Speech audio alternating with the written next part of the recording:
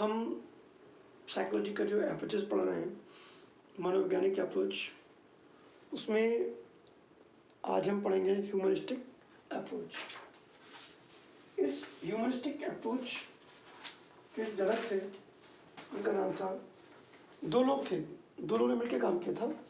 उसमें एक थे मास्लो और एक थे रॉजर्स।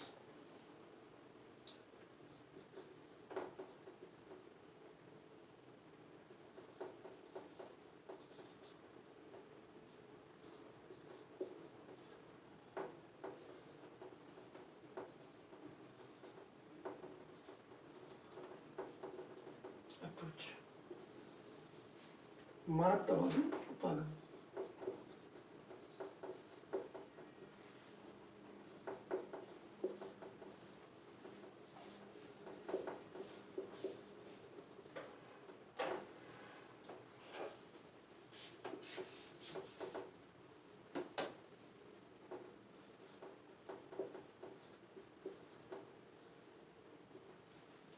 अब इस मानवतावादी उपागम के जो जनक थे, उनका नाम था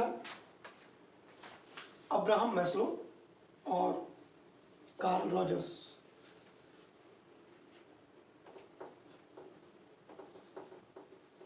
दो मनोवैज्ञानिक थे। कौन से?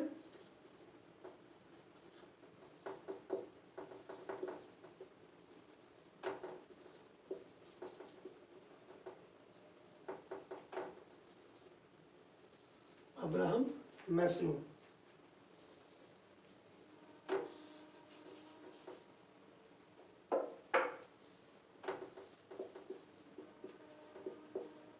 मैस्लो एवं कार्ल रॉजर्स।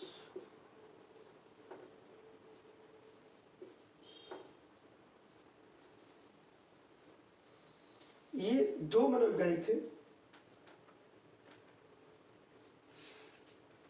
इन दोनों ने मिलकर इसमें काम किया था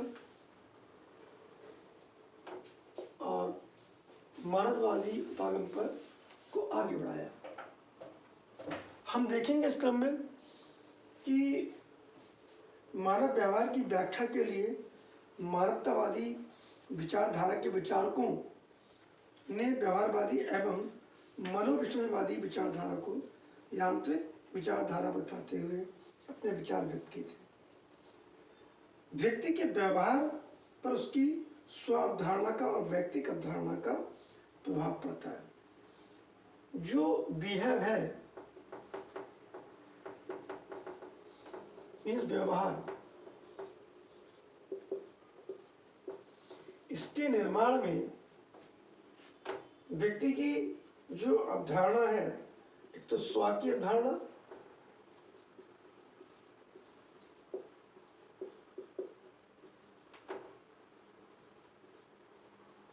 और दूसरी है वैयक्तिक अवधारणा, वैयक्तिक भिन्नता की अवधारणा।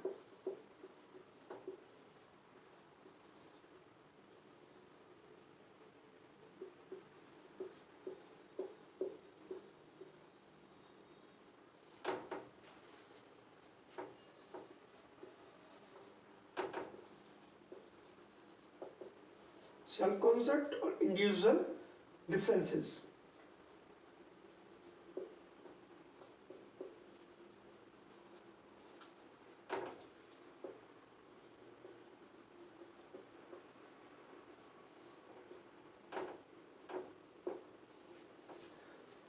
किसी भी बिहेव के निर्माण में, व्यवहार के निर्माण में सेल्फ की अवधारणा का और व्यक्तिक भिन्नता का विशेष रोल होता है। क्यों? जो कोई भी मिस्टर एक्स है, अगर वो वाई के प्रति कोई भी अवधारणा दे रहा है, उसमें मिस्टर एक्स की अपनी व्यक्तिगत डिफरेंसेस और उसके सेल्फ कॉन्सेप्ट्स का विशेष रोल है। वो दूसरे के साथ तो स्टडी कर ही रहा है इसके बिहेव को बताने के लिए, वो अपनी स्वयं के भी व्यूज उसमें देता है, तब कहीं जाके किसी भी व्यक्ति के व्यवहार की व्याख्या कर पाता है। उसके बाद उन्होंने कहा इसके अनुसार व्यक्ति निष्क्रिय एवं असहाय नहीं होता है। क्यों नहीं होता है? क्योंकि व्यक्ति मानव है, ह्यूमनिस्टिक बिहेव है उसका। यह पर्यावरण की छानबीन करके अपना व्यवहार स्वयं ही निश्चित करता है। जब यह पर्यावरण में छानबीन कर रहा है, पूरी तरह से स्टडी कर रहा है, उसके बाद ही उसका व्यवहार दे रहा है, तो उसमें कमी क्यों आएगी, क्यों वो हिम्मत हारेगा? इस विचारधारा को मानवतावादी विचारधारा का नाम दिया। इस विचारधारा का प्रादुर्भाव अस्तित्ववादी दार्शनिकों ने दिया। ये जो अस्तित्ववादी दार्शनिक थे,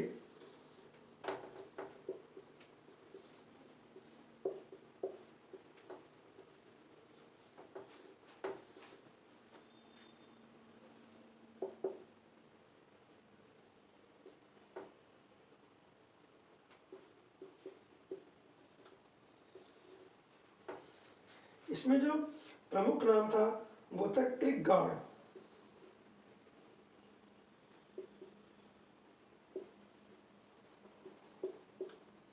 दूसरा नाम था नीत्शे।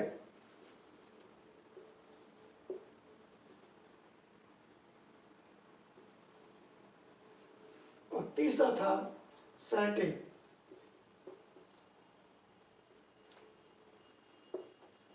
इन तीनों ही अस्तित्ववादी मनोवैज्ञानिकों ने इस पर काम किया था। इनकी विशेषता थी कि इसमें व्यक्ति फैंटेसी में, कल्पना जगत में रहता था और कल्पना जगत के आधार पर वह घोषणाएं करता था कि व्यक्ति में स्वतंत्र इच्छा शक्ति होती है, फ्री विल पावर होती है।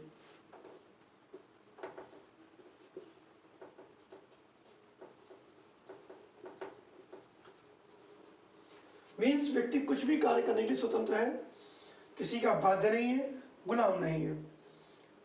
सेल्फ एक्चुअलाइजेशन होता है, आत्मसिद्धि होती है उसके लिए।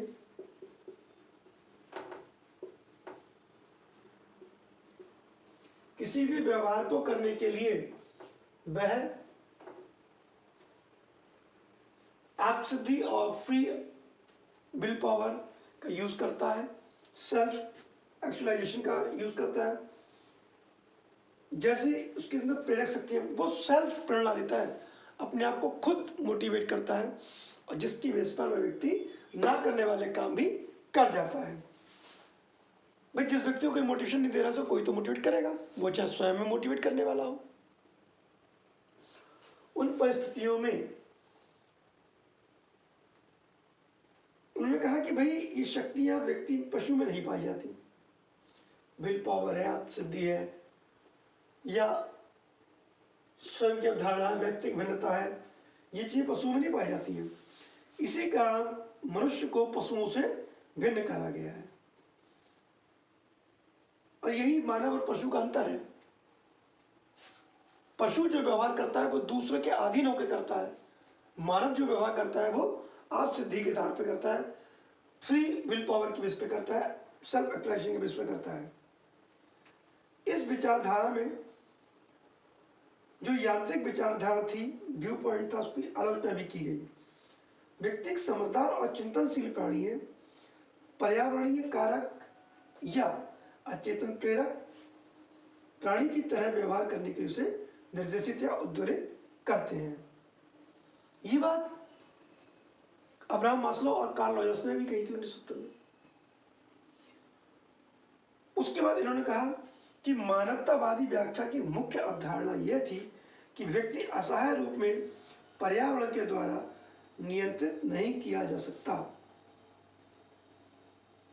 कभी कभी होता क्या कि पर्यावरण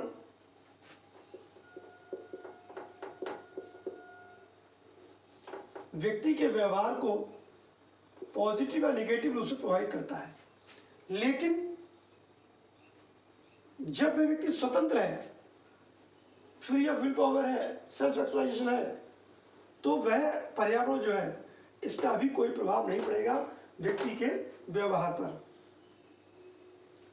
बल्कि वह स्वयं पर्यावरणीय परिस्थितियों को एक अभिकर्ता, एक एक्टर के तौर पे वह नियंत्रित करता है, परिवर्तित करने में सक्षम होता है।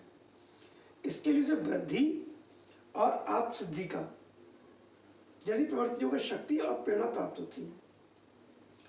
हर व्यक्ति में अपनी क्षमता का पूर्ण विकास करने और अधिकतर सीमा से अधिक प्रगति करने की इच्छा होती है। यह संभव एवं स्वाभाविक भी है। उसे विकास के मार्ग ज्ञात ना हो और लक्ष्य तक पहुंचने में अनेक प्रकार की पर्यावरणीय और सांस्कृतिक बाधाएं होती हैं। अब एक चीज आया सांस्कृतिक।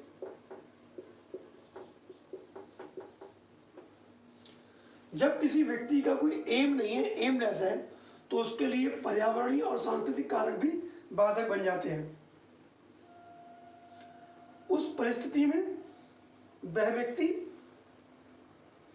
फिर भी अपनी क्षमता के अनुसार समुचित विकास करने और उपलब्धि प्राप्त करने के लिए उसकी स्वाभाविक प्रवृत्तियां उसे लक्ष्य की ओर अग्रसर होने के लिए प्रेरित करती हैं। मानवतावादी विचारधारा मशीनी युग एवं भौतिकवाद के कुप्रभावों से बचने पर बल देती है, मानवीय मूल्यों की पक्षधर। ये जो मानवतावादी पगम है, ये कहता जी मशीनी युग तो है सो है, लेकिन ह्यूमनिस्टिक भी फर्स्ट है। जब तक मानव का व्यवहार नहीं होगा, उसके लिए पर्यावरण और सांस्कृतिक कारक नहीं होंगे, उसके लिए ये फ्री ऑफ विल पावर और सिद्धि नहीं होगी, स्वयं सेल्फ कॉन्सेप्ट नहीं होगा, व्यक्तिगत नहीं, उसके व्यवहार का निर्माण नहीं होगा। इसलिए उन्होंने मानवीय मूल्यों को भी विशेष जोर दिया। उसके बाद जो नेक्स्ट चीज आती है इन्हीं अध्ययनों के बाद, वो कहा कि मानवतावादी विचारधारा मानव सुख के लिए है। मानव सुख के लिए, काय के लिए है? मानव सुख के लिए। कौन सी? मानवतावादी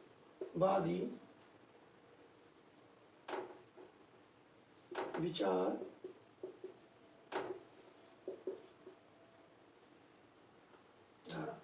मतलब जितने भी हम काम कर रहे हैं, रिसर्च कर रहे हैं, टेस्ट कर रहे हैं, फिलॉसफी दे रहे हैं, प्रिंसिपल दे रहे हैं, वो सब उसका मेन फोकस तो मानव सुख है।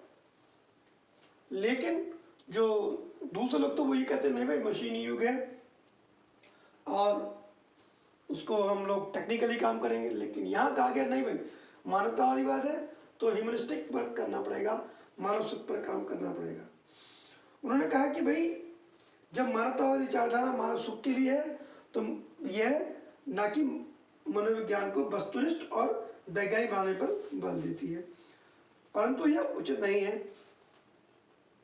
मानव जीवन तो सुखी बनाने में महत्वपूर्ण भूमिका निभा रही है। इस मुद्दे पर स्मिथ साहब ने कहा था कि भाई मानवतावादी प्रासंगिकता के मूल्य पर स्थापित वैज्ञानिक मनोविज्ञान की अपेक्षा वैज्ञानिक पद्धति के मूल्य पर स्थापित मानवतावादी दृष्टिकोण हमें स्वीकार्य नहीं है। इन्होंने वही कहा है कि जो दृष्टिकोण मानवतावादी दृष्टिकोण में है वह हमें स्वीकार्य नहीं है। क्यों? क्योंकि वैज्ञानिक पद्धतियां मिक्स हो गई। फिर रिपीट कर रहा हूं कि वैज्ञानिक मनोविज्ञान की अपेक्षा वैज्ञानिक पद्धति के मूल्यों पर स्थायी मानवतावादी दृष्टिकोण हमें स्वीकार नहीं हो सकता। मतलब यह है कि भैया मानवतावादी प्रासंगिकता के लिए मूल्य स्थापित होने चाहिए, यानी कि मानव सुख का सपोर्ट होना चाहिए।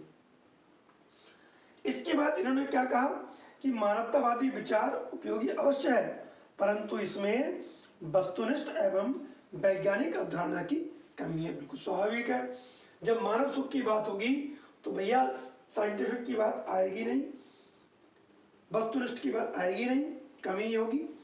जबकि आधुनिक वैज्ञानिक युग में इसका महत्व सर्वाधिक हो चुका है। जो प्रेजेंट टाइम में जो टेक्निकल एरा है उसमें मानव सुख के साथ साथ रिसर्चिंग पॉइंट से साइंटिफिक मैं करूँ या कोई दूसरा करे रिजल्ट एक आए उस पर भी जोर दिया। तो इसके बारे में कुछ निष्कर्ष भी थे इन महानुभावों के, उन निष्कर्षों पे हम बात करते हैं।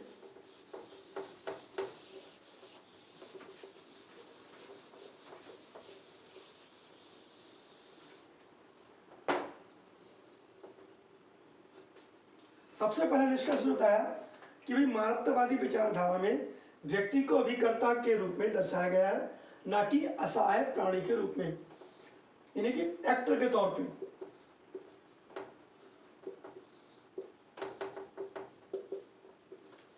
असहाय नहीं माना है उन्होंने।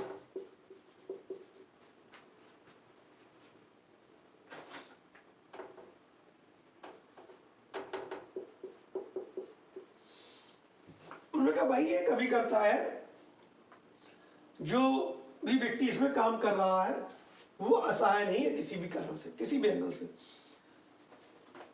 दूसरी बात उन्होंने कही कि भाई व्यक्ति को यांत्रिक नहीं बल्कि गत्यात्मक विशेषताओं का माना गया है। जो भी पर्सन है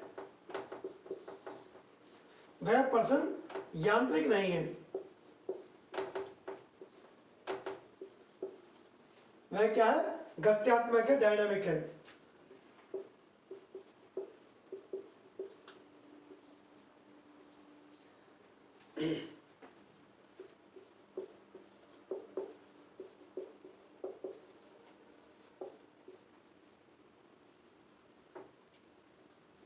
गत्यात्मक विशेषता युक्त है। फिर तीसरी बात उन्होंने कहा कि इसमें विकास की इच्छा और आत्मसिद्धि की प्रवृत्ति को व्यक्ति का सबसे प्रबल प्रेरक माना है। जो व्यक्ति की इच्छा है, पर्सन की इच्छा है,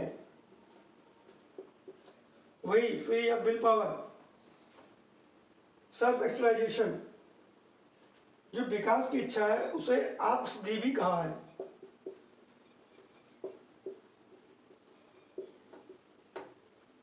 मीन्स हम जो भी कर रहे हैं वह मानव सुख के लिए कर रहे हैं। आप सिद्धि की प्रवृत्ति को व्यक्ति का सबसे प्रबल प्रेरक कहा है। आप सिद्धि क्यों, व्यक्ति जो भी काम कर रहा है अपनी इच्छा की पूर्ति के लिए, आप सिद्धि की पूर्ति के लिए कर रहा है। ये तो है नहीं कि वह किसी जानवर के लिए करेगा या किसी मशीन के लिए करेगा, और मशीन का इन्वेंशन करेगा भी तो वह आप सिद्धि उसमें छिपी हुई है, इच्छा पूर्ति उसकी छिपी हुई है। फिर उन्होंने कहा कि व्यक्ति अपने लक्ष्य की ओर निरंतर उन्मुख एवं क्रियाशील है। फैक्ट है, ये जो व्यक्ति है, जो भी इसका एम है, इसकी ओर कंटिन्यूटी के साथ काम कर रहा है। और उसके बाद वो कह रहे हैं लक्ष्य की प्राप्ति के लिए वह पर्यावरणीय एवं सांस्कृतिक बाधाओं को संघर्ष के साथ उनसे फाइट करता है, क्योंकि जो पर्यावरणीय फैक्टर है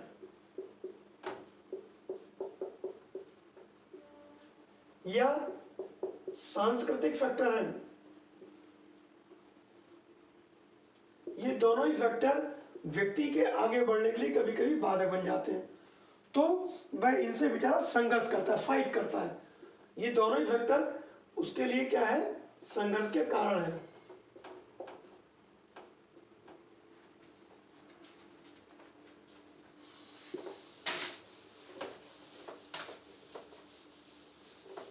नेक्स्ट है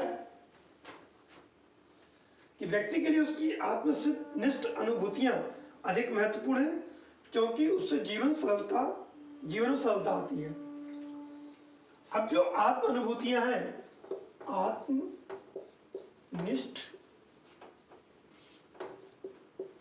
अनुभूतियां,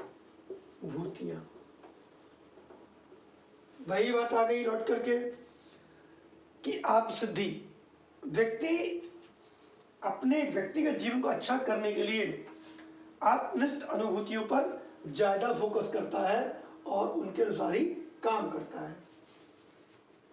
हम देखें थोड़ा सा फ्लैशबैक में जाकर के अपने आज के जीवन को और आदि मानव के जीवन को।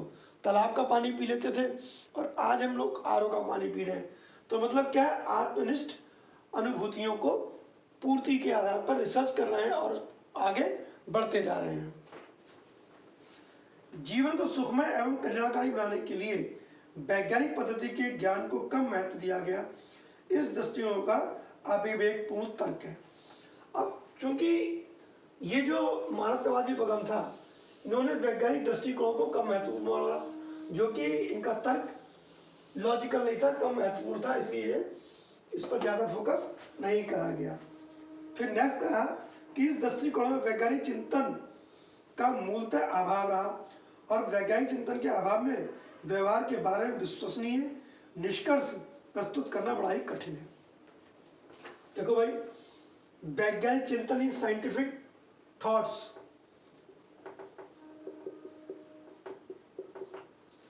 साइंटिफिक थॉट्स जो हैं किसी भी पर्सन के लिए पॉजिटिव ग्रोथ करने में हेल्पिंग होते हैं, जिसका इसमें अभाव रहा। और व्यवहार को अच्छा करने के लिए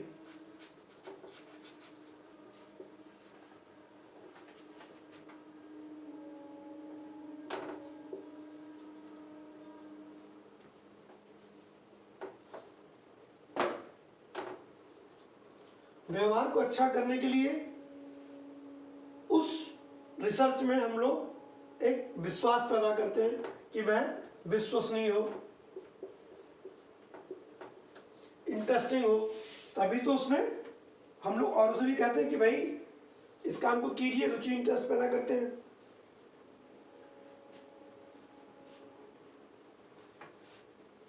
चूंकि जब इसकी कमी थी तो उसमें विश्वास पैदा करने में कमी आई, और यही कारण रहा कि इसकी खामियों को आगे जाकर के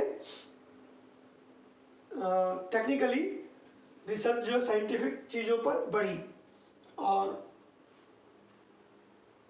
इसको उन्होंने कहा कि भाई विश्वसनीय निष्कर्ष प्रस्तुत करना बहुत ही कठिन हो रहा है। और जो उनका दृष्टिकोण था, उन्होंने कहा भाई वैज्ञानिक चिंतन का मूलतः अभाव रहा है इसमें। ये इनके निष्कर्ष थे। हम लोग जो कल देखेंगे नेक्स्ट पॉइंट में, उसका जो नाम होगा, अगला हमारा अप्रोच होगा फिजियोलॉजिकल अप्रोच, यानी मनोदैहिक अप्रोच।